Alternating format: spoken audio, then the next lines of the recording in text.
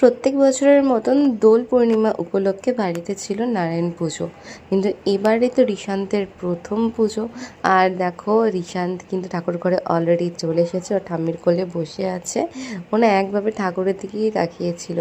তারপরে মানে এত ঠাকুর ঘর তো খুব একটা আসে না, তার মধ্যেই লাইটগুলো জ্বলছে ছোটো ছোটো, সেগুলোর দিকে তাকিয়ে আছে এক দৃষ্টিতে। তো এই বছরটা আমাদের কাছেও ভীষণ স্পেশাল। গত বছর এই দোল উৎসবের সময়তেই মানে দোলের আগের দিনকে আমি জানতে পেরেছিলাম যে মানে আমি প্রেগনেন্ট, সেই কথাটা। তো সেটা আমার কাছে মানে, আর এই বছর পুজোতে মানে এই বছর দোল উৎসবে ঋশান্ত আমার কোলে, তো এটা সত্যিই একটা অন্যরকম আবেগঘন মুহূর্ত বলতে পারো।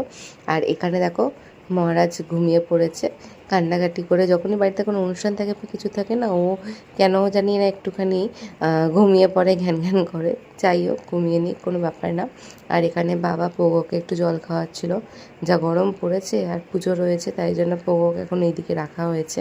আর পোগো এখন বেসিক্যালি ছাদেতেই থাকছিল, কিন্তু পোগোকে এখন হয়তো একটা ঘর করে দেওয়া হবে, কারণ গরম পড়ে গেছে যেহেতু। শীতকালে তো অসুবিধা হয় না, গরমে অসুবিধা হয়।